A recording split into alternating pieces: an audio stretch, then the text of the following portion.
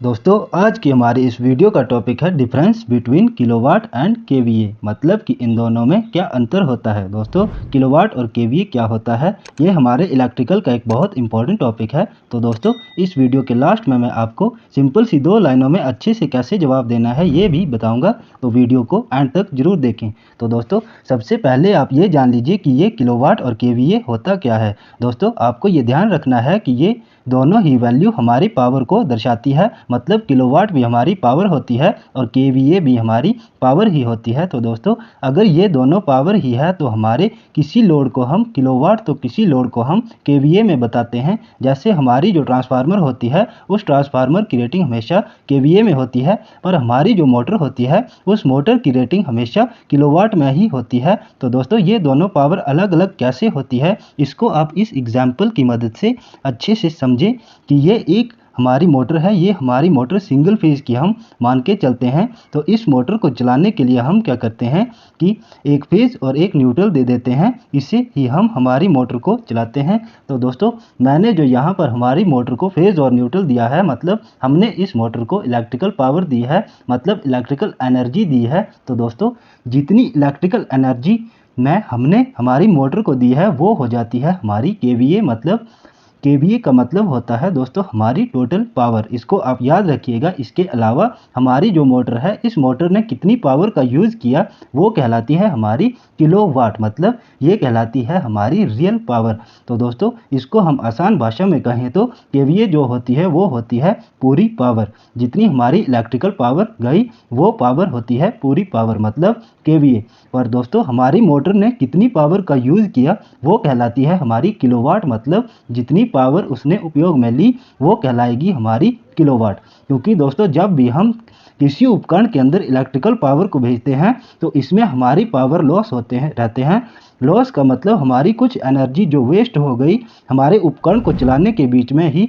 तो दोस्तों आपको किलोवाट और केवीए थोड़ा बहुत समझ आ गया होगा, लेकिन अभी आपका सारा डाउट क्लियर हो जाएगा। तो दोस्तों जैसा कि मैंने आपको बताया कि हमारी जो केवीए होती है वो होती है पूरी पावर। तो हम इलेक्ट्रिकल एनर्जी को कैसे भेजते हैं, हम क्या करते हैं एक वोल्टेज भेजते हैं और एक तो करंट भेज देते हैं। इन दोनों को जैसे ही भेजते हैं तो हमारे लोड में पूरी पावर चली जाती है। तो वोल्टेज और करंट को भेजने के बाद जो पावर बनती है वो होती है हमारी केवीए। पर दोस्तों इसके अलावा हमारा जो किलोवाट होता है, तो मैंने आपको बताया था कि हमारी मोटर ने कितने पावर का रियल में यूज़ किया। तो हमारी मोटर के अंदर वोल्टेज भी गए और एम्पियर या करंट भी गया, पर दोस्तों हमारे जितने भी लोड होते हैं इनमें कुछ लॉसेज होते हैं, मतलब वेस्ट पावर हो जाती है।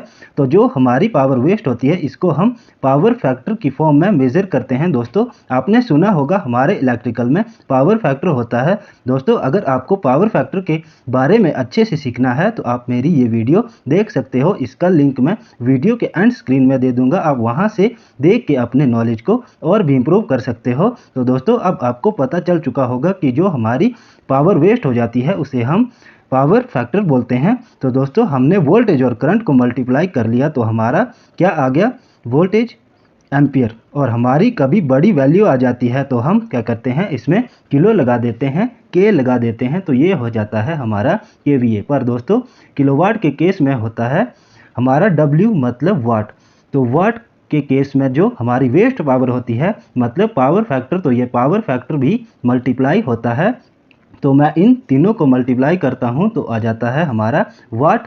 और अगर बड़ी संख्या है तो मैं यहाँ पर किलो लगा दूंगा। दोस्तों आपको हमेशा एक बात का ध्यान रखना है कि हमारी जो केवीए पावर होती है ये उस उपकरण की रेटिंग होती है जो आउटपुट में भी इलेक्ट्रिकल एनर्जी को ही निकालता है। जैसे कि हमारे ट्रांसफार्मर को ही आप देख सकते हैं, इसमें हम इनपुट में इलेक्ट्रिकल सप्लाई देते हैं और वो आउटपुट में भी हमें इलेक्ट्रिकल सप्लाई ही देता है। तो दोस्तों ऐसे उपकरणों की जो रेटिंग होती है वो होती है केवीए के अंदर। पर दोस्तों अगर हमने इनपुट में दी इलेक्ट्रिकल एनर्जी, सिंगल फेज या 3 फेज कोई सी भी सप्लाई दी, पर आउटपुट में जो हमें मिली वो हमें मिली मैकेनिकल एनर्जी। तो दोस्तों जो भी ऐसे उपकरण होते हैं इनकी जो रेटिंग होती है वो हो जाती है हमारी किलोवाट के अंदर। दोस्तों अभी आपके माइंड में एक सवाल आ रहा होगा कि किलोवाट की रेटिंग तो समझ में आ गई, पर हमारी जो एमसीबी होती है तो इसकी रेटिंग को हम केवीए में क्यों नहीं रखते हैं, क्योंकि हमारे सर्किट ब्रेकर भी आउटपुट में इलेक्ट्रिकल एनर्जी को ही निकालते हैं, तो इनकी रेटिंग को केवीए में क्यों नहीं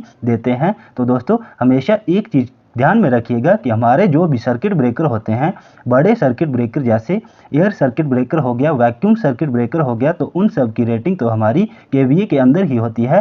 पर हमारे जो छोटे सर्किट ब्रेकर होते हैं जैसे एमसीबी, एमसीसीबी, तो दोस्तों इनकी रेटिंग होती है एम्पियर के अंदर। आपको पता है कि हमारी एमसीबी होती है 63 एम्पियर की, कोई एमसीबी है तो वो 125 एम्पियर की है। तो दोस्तों इनकी रेटिंग हमारे 1000 वोल्ट एम्पियर से कम होती है, इसलिए इनकी रेटिंग एम्पियर में ही होती है। दोस्तों आपको सिर्फ इतना ध्यान रखना है कि किसी भी उपकरण की नेम प्लेट पर अगर आपको पावर फैक्टर की वैल्यू दिख रही होगी कि इसका पावर फैक्टर 0.8, 0.9 ऐसा दिख रहा है, तो उसकी रेटिंग आपको हमेशा किलोवाट के अंदर ही मिलेगी। और दोस्तों कोई कोई उपकरण ऐसे भी होते हैं जिनमें हमारी इलेक्ट्रिकल पावर थोड़ी सी भी वेस्ट नहीं होती है, तो ऐसे उपकरणों की रेटिंग हमेशा केवीए के अंदर होती है। पर दोस्तों आपको कभी भी किलोवाट से केवीए में बदलना है कि आपकी कोई वैल्यू किलोवाट के अंदर है उसको केवीए में बदलना है, तो आपको क्या करना है, जैसे कि मैंने आपको बताया था कि किलोवाट में क्या होता है, वोल्टेज इंटू एम्पियर और मल्टीप्लाई पावर फैक्टर पर। आपको पता है कि केवीए में पावर फैक्टर नहीं होता है, तो हम क्या करेंगे, इस पावर फैक्टर को वापस से